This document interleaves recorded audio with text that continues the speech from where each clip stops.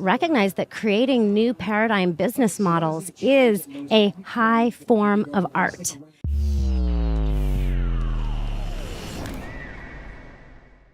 Let's drop in. Another episode of Freedom Culture Podcast. My name is Julian Guderlay. I'm sitting here with two beautiful goddesses, Jara Dekker and Ali Shanti, visionary artist. Welcome, Ali. Thank you. So great to be here. Yeah, I want to hear about your art and the collaborative projects you do and just your experience and insights about what it takes to live in community. Thank you. Absolutely. So I love, first of all, that you call me a visionary artist, because I used to think that art meant I had to be drawing or painting. My mom is an artist. She's an art teacher, and I'm not good at any of that. So I had to really discover what is my artistry. And my dad was an entrepreneur, a businessman. And so my art is business. And I love being able to claim artistry as a business person, as a businesswoman, and recognize that creating new paradigm business models is a high form of art. And so when you call me a visionary artist, it just really sinks into my system. Totally. That I get to create art out of business. Yeah, so I mean, That's beautiful. I think a lot of people watching right now might relate to that, and I certainly do. Like, I had like years of like, I'm an artist, but I kind of am not, and this whole like self-doubt, self-worth issue, problem, however you want to call it, and yet, as you're saying it, business can be a spiritual practice. Business can be an art form. So guide us, and everyone who doesn't exactly know what you do, guide us a little bit into how you create magical spaces for the new evolutionary, powerful messages to emerge. Yeah. Well, I'll start by saying that I wasn't always Ali Shanti. And in fact, I have a whole other being that lives through me, which is Alexis Neely, very traditional lawyer. I graduated from Georgetown in 1999, and that was the path that I was on. And I went to work at one of the best law firms in the country, and then I started my own law firm. And all along, I knew that there was something else that wanted to come through me, but it felt very confusing because I was on this very traditional path. And so I just kept on that very traditional path, achieving each of the levels of success that had been laid out for me. And, the $1 million business, right, the best-selling book, the appearances on TV. And each time I got to that level of success, I kept discovering that there was emptiness there, but not the good kind of emptiness, because there is a great kind of emptiness, but this was not the good kind of emptiness. It was the kind of emptiness where I was left saying, wait a minute, what's happening here? I achieved the thing. I won the game. And yet somehow it feels as if I'm losing. Something is missing. What is it? And that culminated in 2009 with my first ayahuasca journey. And in that experience, I saw a world that works for everyone. And it was so beautiful. And it was everything that I had always been dreaming about, but really only dreaming about it in my subconscious, because it definitely was not what I was living.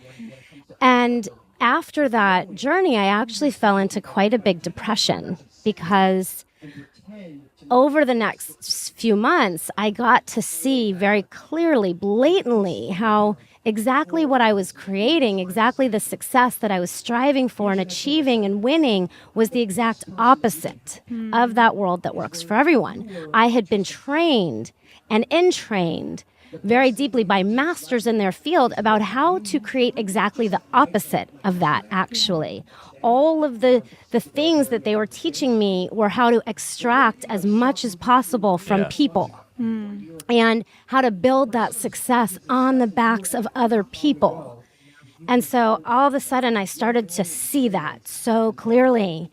And it took many, many years for it to make sense to me. But over time, Ali Shanti emerged, and I began to see that I could use my abilities in business to actually create this world that works for everyone, a world that I want to live in, a life that is actually worth living, not just because I'm successful, but because we are all successful. And for me, success on my own is not success. It has to be for all of us. Yeah, it's not rewarding alone. There's nobody there with you. I was so lonely. Yeah. I was so lonely. I had everything, but really I had nothing because I did not have community. I did not have connection, even with my family, right? So I had children. I had an ex-husband by that point. We were in community. I had people that worked for me, and they very clearly worked for me, not with me. Yeah.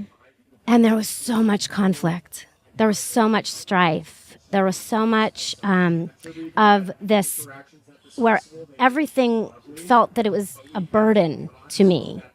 Even though they were all trying to support me, they were all trying to make me happy. But really nothing could, because the fundamental understanding of where I was coming from was really flawed and broken. Mm-hmm. And so now you lead in communities, right? Or you guide people and help them set up their business, their community, and structure it in a way that's together, not a ladder like, you're this wrong, I'm this wrong. Yeah, I would say that that's where the artistry is coming in. Okay. So today I live in community. I live with my children. I live with my ex-husband. I live with the woman who, she's a roommate, but we do a trade. She cleans the house in exchange for her rent. So there's all these adults my kids are now adults. They're 15 and 19 now, almost 16, my son. And so we've got a community. And that in and of itself, recognizing that my family was my community, was a big thing. Like, oh, this is actually my original community, the place that I get to practice community. And then I have a business where I train lawyers on a new law business model that I created when I was in my own private practice. And so much more than that as well. Like what I'm sneaking in is how to really be human, how they can be better parents, how they can be better business people, how they can be better citizens of their community, how they can bring heart into the practice of law. And we have about 25 people on our team now, and that is also a community.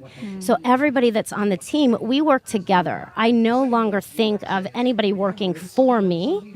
They work with me. I have my role, and everybody has their roles, and no role is more important than any other role. They are all critical roles, and that is a massive mind shift that I came into, because I always before had this belief that I'm the most important. If I wasn't here, none of this would be happening. That was the belief that I held, and that was the come from that I had, and it was so painful. And now I see I have my role, and my role may be more vocal. Maybe in some ways it appears that I'm taking more risks. But the truth is that every single person on the team is a necessary ingredient in what we're doing, and nobody is more valuable than anybody else. And yes, I receive more compensation than most of the people on the team, but I've even changed my thinking about that. I set my compensation at what I need in order to do what I do in the world. And I invite everybody else in the company to do the same thing. We pay a living wage, so we do not pay less than $25 an hour for any role. It's really important to me. That's massive. It's massive. Yeah. And it's costly in the context of we profit less. Like I profit less. Yeah. And yet I profit so much more because I know that even the person who is taking, the customer service emails has their base needs met. And that is absolutely critical to me. And then I'm always looking at how can I pay more?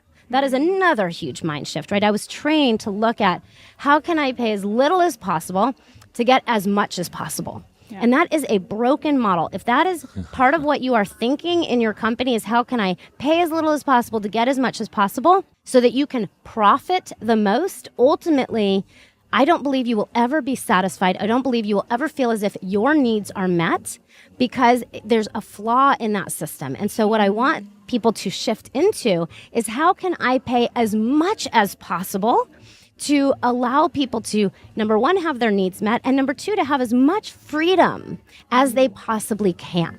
Yeah. Because again, another mindset used to be, how can I set up this company so I can have as much freedom as possible? And again, it is flawed. If you are at the top of the company and you're always looking at how you can have as much freedom as possible, don't you imagine that your team members are always going to be resentful? Yeah. Because you're getting your freedom, but they're slaving away to create that for you. No, you want to work together so that everybody can have their freedom, so that everybody can have their needs met. And if you are actually in service to every single person on your team, having their needs met and having as much freedom as possible, and you're in co-creation and collaboration with them to create that, well, they are going to be devoted to the work that you're doing together. This is so powerful. I love that you're sharing these like deep insights from your embodied experience as an entrepreneur, but actually an artist entrepreneur. Yeah. Because artists are really people for me that are, now that I went through my own, like, you know, awakening of letting out the inner What art. art is? Yeah. The hardest. The hardest. I think it's really just allowing people to be in this freedom and fully expressing, but not just for the sake of full expression, for the sake of skilled and cultivated collaboration. And Ali, give us a little bit more of those golden nuggets. I know that there's a lot of wisdom in you, and I'd love to hear like a story or two where things went so differently, as in like the quotation marks here, the regular work world. Yeah. So you mentioned full expression, and that's a huge part of it too. So in the past, what would happen is I did not have the personal capacity to hold people's full expression. So if somebody on my team was angry at me or hurt by something that I would do, I would shut down, and I would therefore shut down their expression. I didn't know I was doing this, but I was doing it, and I didn't really see it until something different happened. And one of the challenges that I often had is, because I see people's full potential, oftentimes I would put somebody in a role that was actually too big of a role for them. It wasn't the right role. So for example, time and again, I would bring a right-hand woman type person into my business, and I would say, okay, you're the COO. And I would give her this title of COO because I didn't really actually know what a COO was. And so I wanted her to step into, running the company. Sounds familiar to me. Yeah, I think it's something that we do a lot as entrepreneurs. And so I would put her in this role of COO, but the truth is that she didn't actually necessarily have the leadership skills to be a COO. To be a COO requires massive amounts of leadership skills. Part of it was I didn't even know what leadership skills were. So it was like, oh, if you can organize a spreadsheet, well, then you could be a COO. That is not true. There's more to it. There's a lot more to it. It's actually being able, leadership, from what I've discovered, is actually being able to meet people in their emotional challenges and helping them to move through those emotional challenges so that they expand into the highest capacity of themselves. I did not know that. I did not know how to do that. And so I would, bring in this right-hand woman. We're going to do this together. I would even say, you're my partner. We're partners in this. But there was this inherent underlying lie there, because the fact is that she wasn't my partner. She wasn't the COO, even though I was saying those things. And I was saying those things from a good place, a good intention. Like, I wanted that, but it wasn't what was real. So the most recent time that happened, it happened a few times before I got the lesson, and oftentimes we do have to revisit things again and again before we get the full lesson. So the most recent time that happened, I was making the transition from just this gal and I running the company together with a bunch of independent contractors. I would call that a business. I had a business into a company. And the difference I see there, by the way, is that a business is like you as the leader, or you and one other person as the leader, and many independent contractors, versus a company. I was starting to invite in actually a leadership team, where each person on the leadership team would have full 100% responsibility for their part of the company, And that would be based on specific outcomes that they were responsible for. So really giving each team lead, full responsibility, allowing them to make all the mistakes, allowing them to learn from those mistakes. And so as I was bringing this leadership team in, and it was becoming clear that the woman that I had said, you're the COO, was not actually the COO because, and the way that I saw that is that as I was bringing in the leadership team, she was compromising their ability to do their jobs because she was a lot like me before, and she was a perfectionist, which is so great for getting stuff done, but from that perfectionism, she kept shutting down their ability to make mistakes, something that I've done a lot in the past. And so I actually needed her to not be the COO, but to be part of the leadership team. Mm-hmm. And so this was going to be a demotion, basically. Taking away her title, saying, okay, you're no longer the boss. You're on a team with the whole leadership team and with me. Like, I'm part of the leadership team too. I'm not the boss, although there are some ways that I needed to step into ownership of being the boss, and that's a bigger conversation. But, well, I guess it comes out in this story. So we're all in this leadership team meeting, a 3-day in-person retreat in Boulder with my whole team. And I have to let her know, you're not the COO. Mm-hmm. You're on the team, and I want you to stay. Now, in the past, the way that would have gone is there's no way she would have stayed. She would have felt shut down. She would have felt demoted. She would have felt hurt. She would have left the company. And that would have been very harmful for the company. It would have been harmful for her. It would have been harmful for me. And as we were in this big, really crucible, and she's crying, and it's very, and it was very emotional, I saw the moment where in the past, I would have collapsed and allowed her to collapse.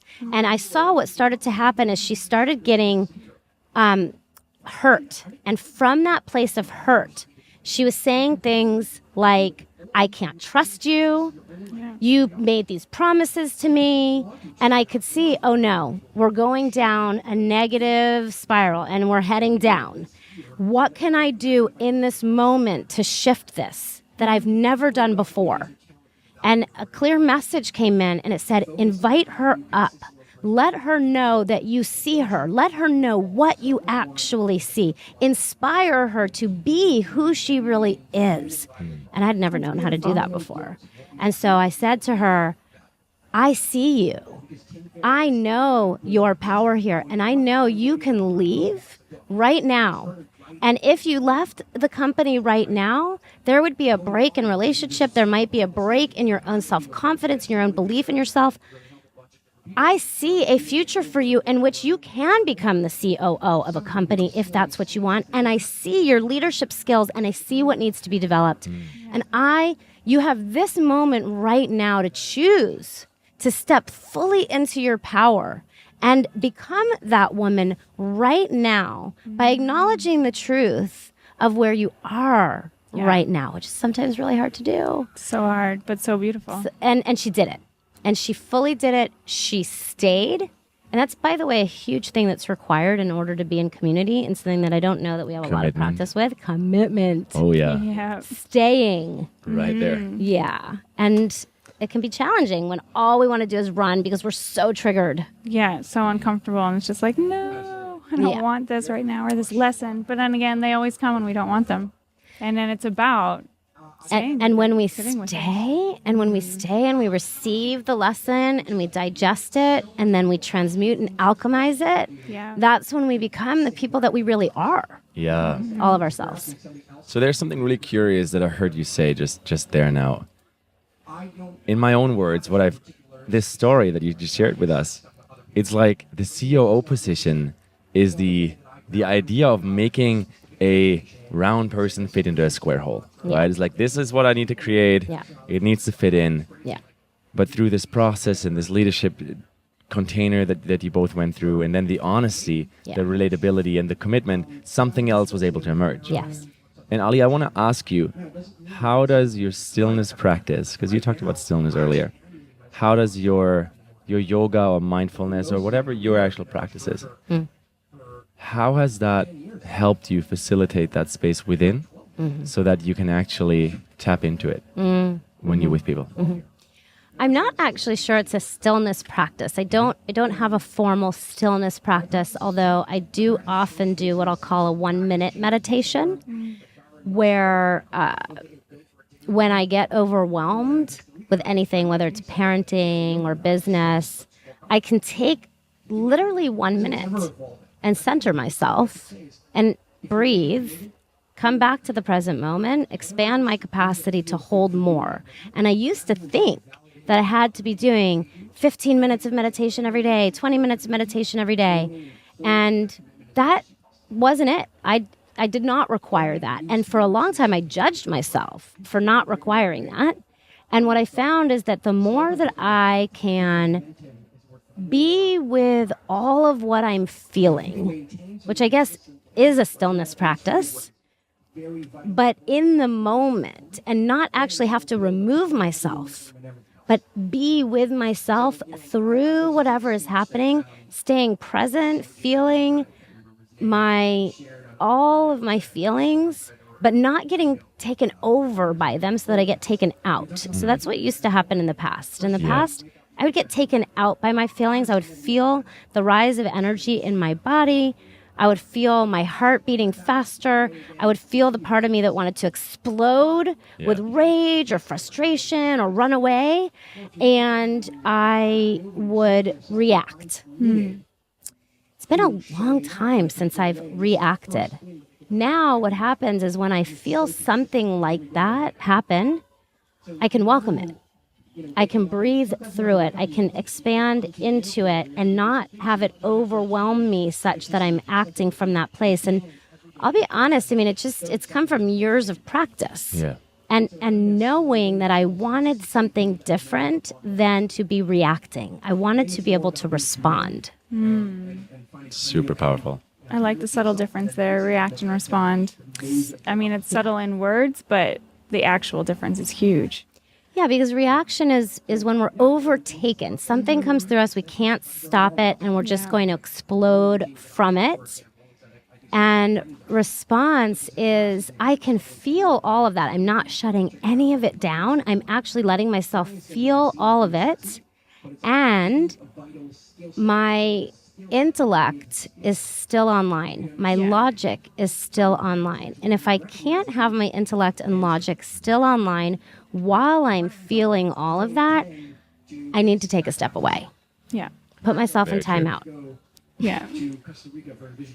Beautiful. I love all these different places we already ventured in just like a short 20, 25 minutes here.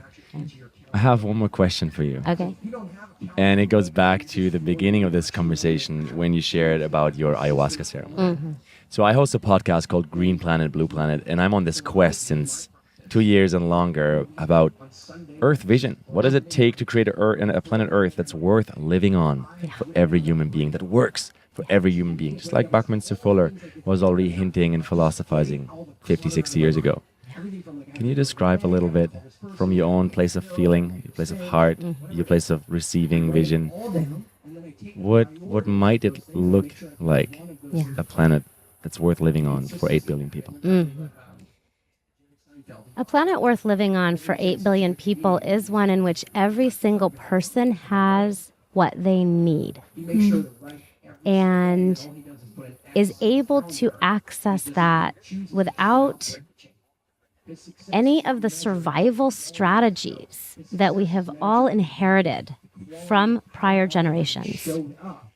And those survival strategies, whether it's power over or sneaking, stealing, thieving, lying, cheating, those survival strategies got us here. They were required for us to get here right now, to be born. Our ancestors needed to survive. And so they used these win-lose dynamic survival strategies that is critical for each one of us to discover what is the inheritance that we received from our past generations individually through us, because those survival strategies are still operating in us, oftentimes so deeply ingrained that we can't see them. We don't even know when we're using them. So those survival strategies will not create the world that works for everyone. The more beautiful world. The more beautiful. Hearts That's right. know is possible. Right. So in order to so that more beautiful world is a world where we have recognized the survival strategies. We see that we no longer need to use them because we are now in a place where we are abundant. We have time, energy, attention, and money. So we no longer need to use power over dynamics, win-lose dynamics, stealing, thieving, cheating. We don't need to use those things anymore. And in fact, we can share what we have, give from the overflow, so that we all actually do have what we need. So that requires us to know what is it that we need. Have just that, give back the excess. I'll be speaking about that actually on stage today, about a concept called money dysmorphia. That is one of the most hidden, shadowy survival strategies that many of us are using. And so in this more beautiful world that our hearts know is possible, is a world where every single person does have what they need, and they no longer need to use those survival strategies to get it, but instead are collaborating, cooperating. Of course, we are raising each other's children. We are growing our food. We are in local communities, sharing, giving, caring for our elders, caring for the planet. Beautiful. Freedom. Yeah. So before we close this off, where can people find out about you? And I think you've put out a course on money dysmorphia, or are putting on one. Yeah. Where can they find that if they're more interested in learning? Yeah. So one of the best places to find me is at the URL moneymap.tv. What you're going to find when you go there is a 7-minute meditation, a beautifully visually produced meditation that will help to take you, and I recommend you make it a daily practice of watching this meditation. It actually deeply shifted me. So it's a 7-minute meditation that will take you into a world that works for everyone and seeing yourself in that world.